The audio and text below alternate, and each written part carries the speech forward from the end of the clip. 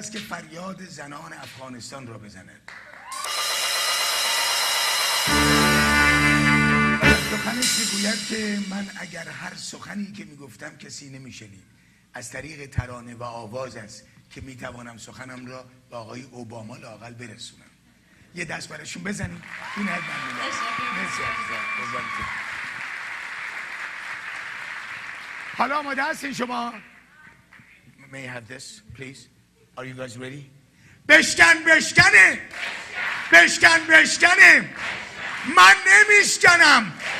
بشکن بشکنه، دیوار زندونو، درای بسترو، کاخ جمارونو. بشکن بشکنه، بشکن بشکنه. You know what it is mean? You know. زنهایی که امروز در ایران چادر به سر برای فالگوش ایستادن. فالگوش میدونی چیه که؟ فالگوش ایستادن و حالا این فالگوش ها میخوان بیان با چادر استاده که اولین کسی که رد میشه اولین جمله رو که میگه به دل او بیاد.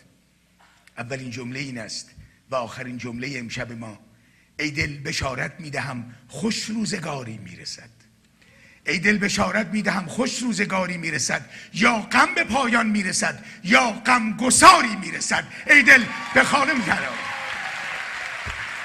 و این بانو چادرشو بر میداره و میزنه زمین و این زلف افشانش در میاد و به یاد حافظ میفتم: زلف آشفته و خوی کرده و خندان لب و مست، پیرهن چاک و غزل خوان و صراحی در دست. بگذارید که روزگار دیگر این زنان در ایران بدرخشند، بدرخشند. ای دل بشارت میدهم خوش روزگاری میرسد. خانم دکتر کبیری تقاضا میکنم تشریف بیارید. Thank you عزیزم. Thank you. من که خواهش کنم شما نرید. میگم بذارید همه بمونید. نمیخوام ما بریم. نه نمیخوام شما برید. عزیزم اشتباه نکنی ها، این خواننده است که من اسم ما واسدم. من دارم به زنم میگم که وقتی نظر ما رو بیرون بخوابیم. این دوستمون اسمشون چی بود که برای شما آهنگ ساخته بودن؟ حبیب جان یوسفی. حبیب جان یوسفی. جانم اضافه میکنی بهش همینطوری بهشون میگی. میخوای بهش خط بدی میگه حبیب جان جون.